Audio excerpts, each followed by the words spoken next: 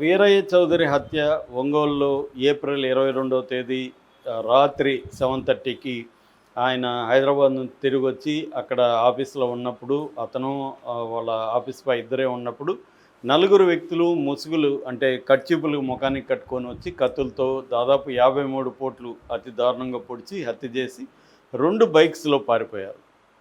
దీని మీద ఆహ్, అక్కడ సాక్షాత్తు ఎస్పీ ఆధ్వర్యంలోనే ఆహ్, ఒక టీములు ఫస్ట్‌లో అయితే 13 టీములు ఏర్పాటయినాయి. దాని తర్వాత 50 టీములు పెట్టారు. ఎందుకంటే వీళ్ళు బీహారీ గ్యాంగ్ చేసినట్టుగా ఉంది, ప్రొఫెషనల్‌గా ఉందని చెప్పారు.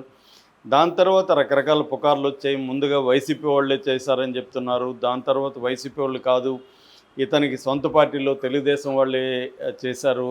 ఇతను వ్యాపార రైవలరీస్ ఒకటి, రెండోది ఇతనికి పొలిటికల్‌గా ఇతను ఎదుగుతున్నాడు. అక్కడ కోఆపరేటివ్ సొసైటీ బ్యాంక్ చైర్మన్ అవ్వబోతున్నాడు త్వరలో. ఆల్రెడీ వీళ్ళ భార్య ఎంపీపీ ఉంది. ఇతను కూడా ఎంపీపీగా ఉన్నాడు.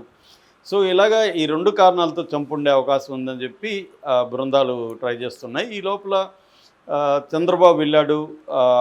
అమ్మనబ్రోలు వీళ్ళ నేటివ్ వచ్చి అమ్మనబ్రోలు నాగలోపులపాడు మండలం అమ్మనబ్రోలు వెళ్ళి వాళ్ళ ఫ్యామిలీని పరామర్శించాడు. ఆ సందర్భంగా అతను ఈ చంపిన వాళ్ళు భూమి మీద బ్రతికి ఉండే హక్కు లేదని కూడా చంద్రబాబు అన్నాడు. ఎందుకంటే వీరయ్య చౌదరి లోకేష్కి అత్యంత ఇష్టమైన అనుచరుడు అని చెప్తున్నారు. ఎందుకంటే లోకేష్ పాదయాత్ర యువగలం చేసినప్పుడు కూడా ప్రకాశం జిల్లాలో ఇతను 1 మంత్ వెంట ఉన్నాడు. సో తెలుగుదేశం కార్యకర్త, పైగా అక్కడ గతంలో ఎమ్మెల్యేగా ఉన్న ఈదర హరిబాబుకు కూడా మేనల్లుడు అని చెప్తున్నారు ఇతను. సో ఎంతో కష్టపడి తెలుగుదేశం తరపున పనిచేస్తున్న వ్యక్తి. సో అతన్ని ఇలా చంపడం అనేది జీర్ణించుకోలేని పరిస్థితి. అది కూడా తెలుగుదేశం వాళ్ళే చంపడం అనేది జీర్ణించుకోలేని పరిస్థితి.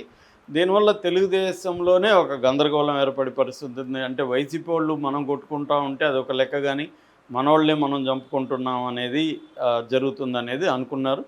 ఈ క్రమంలో కొంతమందిని పట్టుకున్నారని వార్తలు వచ్చాయి. నిన్న మొన్న లాకప్ డెత్లో ఇద్దరిని చంపేశారని కూడా వార్తలు వచ్చాయి. ఈ క్రమంలో ఎందుకు 22 రోజులు జరిగి 22 రోజులు దాటినా కూడా పోలీసులు ఎందుకు ఇప్పటివరకు కోర్టుకు ప్రొడ్యూస్ చేయలేదు? మామూలుగా ఎంతకంటే పెద్ద హత్యలు జరిగినప్పుడు కూడా 2-3 రోజుల్లో వాళ్ళని కోర్టుకు ప్రొడ్యూస్ చేస్తున్నారు. వీళ్ళని ఎందుకు చేయలేదు? ఏదో కుట్ర నడుస్తుంది, లాకప్ డెత్లు ఏమన్నా చేస్తున్నారా, పోలీసులు వాళ్ళని చెత్తకొట్టి చేస్తున్నారా, ఇవన్నీ చెప్పారు. ఎందుకంటే ఇన్ని రోజులు దొరకకుండా పోవడం అనేది జరగదు. మామూలుగా 50 బృందాలని పోలీసులు పెట్టారంటే 2 రోజులు 3 రోజులు పట్టుకుంటారు.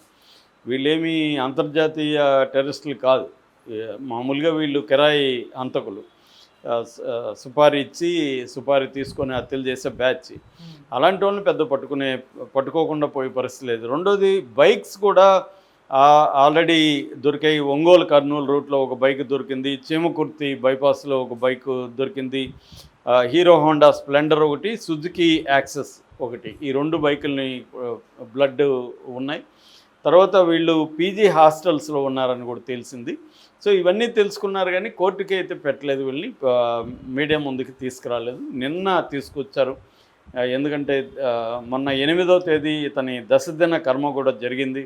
లోకేష్ దానికి వస్తాడన్నారు, రాలేదు. నిన్న లోకేష్ వెళ్ళినాడని చెప్తున్నారు. సో ఈ క్రమంలో పోలీసులు నిన్న 14 మందిని మీడియా ముందుకు ప్రవేశపెట్టారు. వాళ్ళు ఎందుకు హత్య జరిగింది, ఎలా జరిగింది అనేది పోలీసులు మీడియాకి చెప్పారు. ఇందులో ప్రధానంగా ఏంటంటే వాళ్ళ ఊర్లో ఉన్న ఆళ్ల సాంబశివరావు, ఇతను పొలిటికల్గా ఇతనికి రైవలరీ ఉంది వీళ్ళిద్దరికీ. ఎందుకంటే వీళ్ళు కొంతమంది వైసీపీలోంచి తెలుగుదేశానికి వచ్చారు, వాళ్ళకి ఇతనికి మధ్య రైవలరీ ఉంది. దీంతోపాటు ఇతను అనేక వ్యాపారాల్లో బియ్యం స్మగ్లింగు, ఇసుక, తర్వాత మద్యము, హవాలా, ఇలా రకరకాల వ్యాపారాలలో వీరయ్య చౌదరి కూడా ఉన్నాడు. ఇతనికి మిగతా వాళ్ళకి రైవలరీ ఉంది. దాంట్లో నుంచి సిండికేట్లలో ఉండే గొడవలు కూడా కారణం కావచ్చు అని చెప్తున్నారు. ఆళ్ల సాంబశివరావు గొడవ ఉంది. వాళ్ళ మేనల్లుడు ముప్పా సురేష్, వీళ్ళిద్దరు కలిసి ఒంగోలులో వినోద్ అనే ఒక ఇసుక వ్యాపారి ఉన్నాడు. ఇతనికి కూడా ఇబ్బందులు ఉన్నాయి. సో వీళ్ళంతా ఒక టీమ్గా ఫామ్ అయ్యారు. దీనికి కావాల్సిన ఫైనాన్స్ అంతా కూడా ఈ సాంబశివరావు అలియాస్ సాంబయ్య, ఈయన వాళ్ళ మేనల్లుడు ముప్పా సురేష్ కలిసి వినోద్కి డబ్బులు ఇచ్చారు. 10 లక్షలు అడ్వాన్స్ ఇచ్చారని చెప్తున్నారు. దాని తర్వాత 25 లక్షల వరకు ఖర్చు పెట్టారు. ఒక కత్తిపోటుకు 2 లక్షలు, అంటే 53 కత్తిపోట్లు కాబట్టి ఒక కత్తిపోటుకి 2 లక్షలు కాబట్టి 53 కత్తిపోట్లు పొడిచారని చెప్తున్నారు. ఒక కథనం వచ్చింది. ఇది కన్ఫర్మ్ కాలేదు. ఏదేమైనా డబ్బులైతే పెద్ద ఎత్తున ఖర్చు పెట్టి ఇతన్ని పొడిపించారు. ఇంత ముందు చెప్పినట్టుగా బీహార్ గ్యాంగ్ కాదు, ఇది నెల్లూరుకి సంబంధించిన వాళ్ళు. వాళ్ళను కూడా పట్టుకున్నారు. నెల్లూరుకి సంబంధించి తువారు వంశీకృష్ణ, మన్యం తేజ, బెల్లంకొండ వెంకట గౌతమ్, వీళ్ళు నెల్లూరు కిరాయి గ్యాంగు. వాళ్ళకి ఈ వినోద్ ద్వారా, వినోద్ వచ్చి బోర్లగుంట వినోద్ కుమార్ పూర్తి పేరు.